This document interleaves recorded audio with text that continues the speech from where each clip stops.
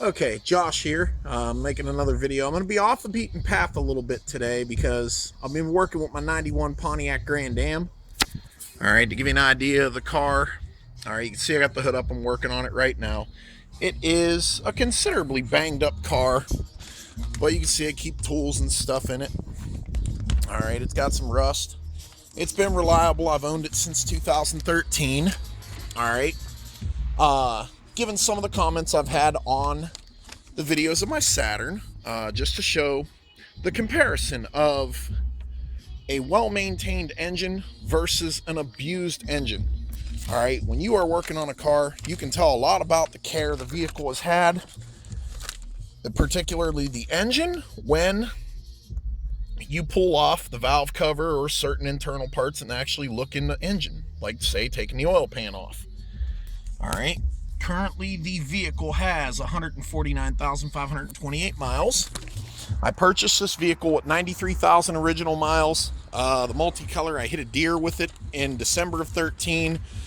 Somebody broke into my car in 2014. Yes, I know, looking at the car, but somebody did break into it. I had to replace the driver door.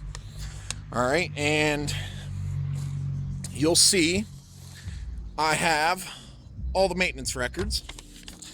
Today I'm working on the valve cover gasket. This engine is the 2.5 liter, known as the Iron Duke, 4-cylinder in the 90s and the late 80s that GM produced through Pontiac Motors Division. They're prone to valve cover gasket leaks where the oil will leak onto the exhaust manifold. All right, particularly at 113,000, I had to replace the engine. Bad crankshaft position sensor causing misfires. I eventually blew the front seal and was pouring oil out all over the ground. All right. The recommended gasket is going to be the Fel-Pro Perma-Dry, which comes in a kit with bolts and an EGR valve gasket. The replacement engine had about 90-some thousand miles on it, so overall there's about 125 to 130,000 miles currently on the engine that's in the car. All right.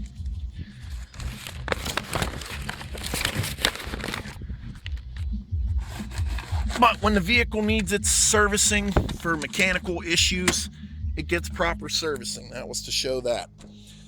Since I bought the car, this is the oil I've been running in it. O'Reilly high mileage 5W30 conventional, nothing fancy. Standard MicroGuard O'Reilly brand oil filter.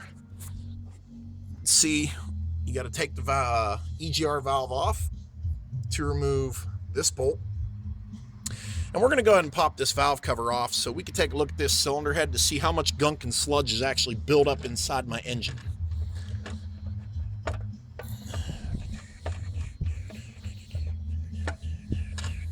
Might need both hands for this.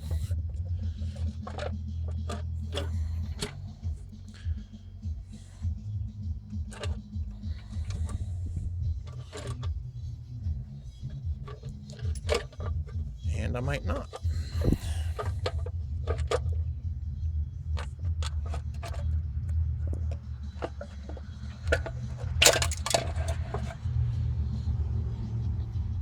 Okay, go ahead and set this on the roof.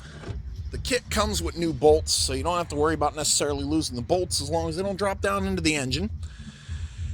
And as you can see, we have a very, very clean cylinder head.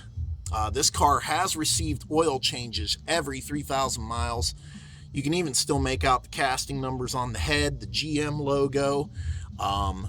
I am not a fan of Ford or Chrysler. In fact, Chrysler's nothing but junk. Yeah, their cars look good, but underneath the astonishing appearances are bad transmissions and bad engines.